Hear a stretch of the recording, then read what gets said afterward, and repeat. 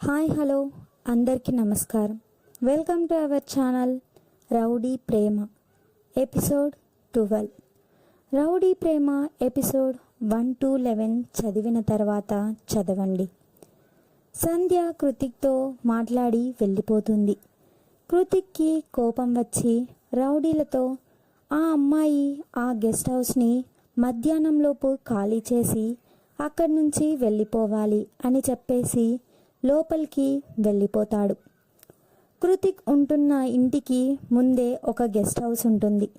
అందులోనే సంధ్య వాళ్ళు హైదరాబాద్లో ఉన్నన్ని రోజులు ఇక్కడే ఉంటాము అని అందరూ ఆ ఇంట్లోకి వస్తారు.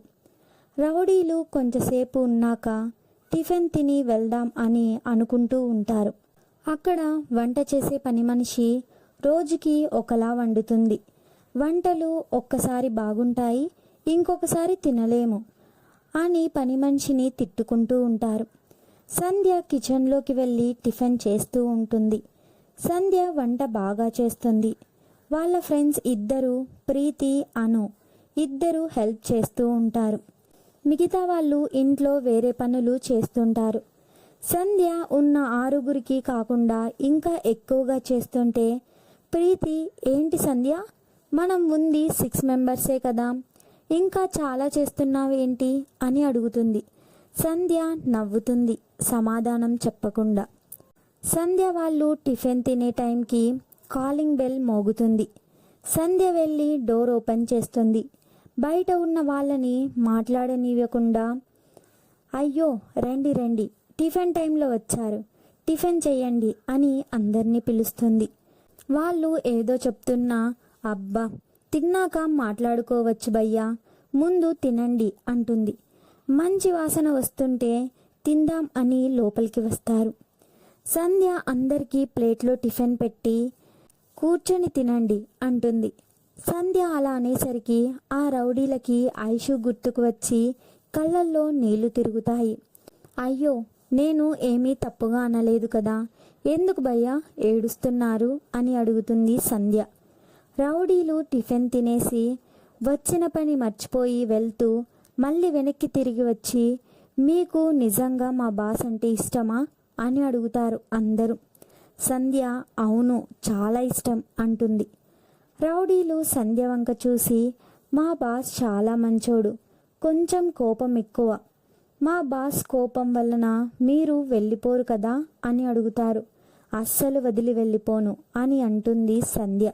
మీకు మా బాస్ విషయంలో ఏమన్నా హెల్ప్ కావాలంటే మమ్మల్ని అడగండి మేడం అని చెప్పి రౌడీలు అక్కడి నుంచి కృతిక్ ఇంటికి వెళ్ళిపోతారు.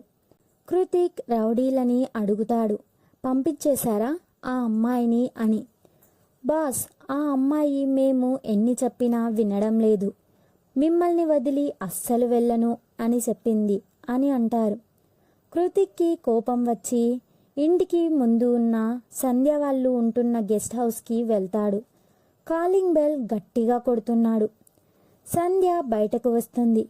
ఏంటి స్వీట్ హార్ట్, ఇందాకే కదా చూసావు, మళ్ళీ చూడాలి అనిపించిందా, వచ్చావు, అంత ప్రేమ ఉంటే చెప్పొచ్చు కదా అనేలోపే సంధ్య చెంప చెల్లుమంటుంది. చెంపపై చేయి పెట్టుకొని కృతిక్ వైపు చూస్తూ ఉంటుంది.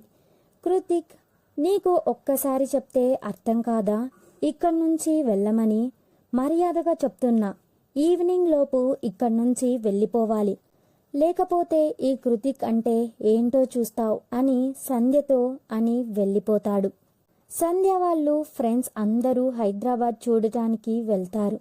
సంధ్య నేను రాను అంటుంది. వాళ్ళు వెళ్ళిపోతారు.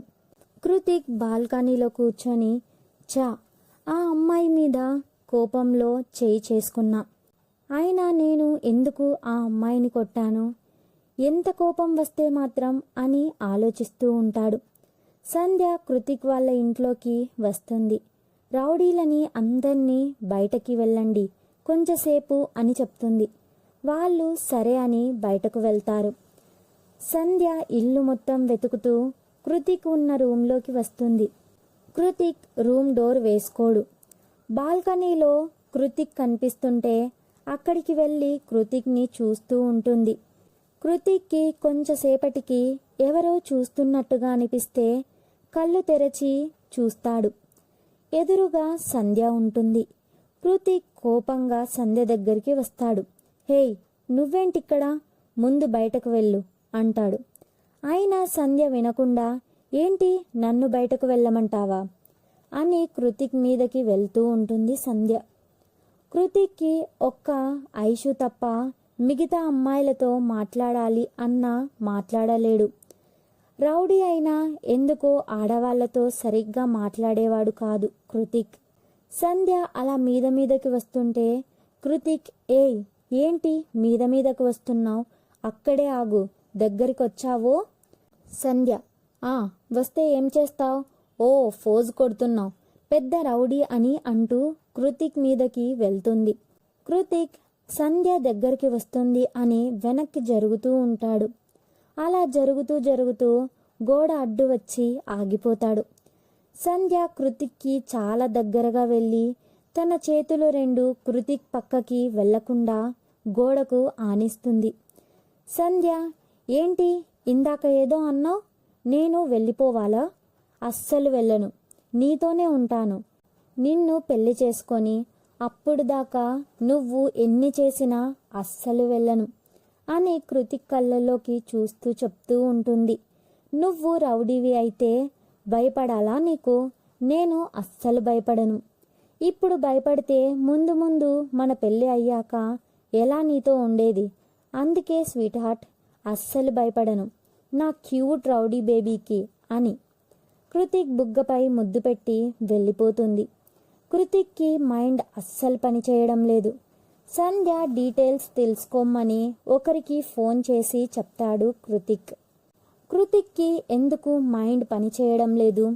సంధ్య డీటెయిల్స్ ద్వారా ఏం తెలుసుకుంటాడు కృతిక్? నచ్చుతుంది అనుకుంటున్నా. Story is continue. Wait for the next episode.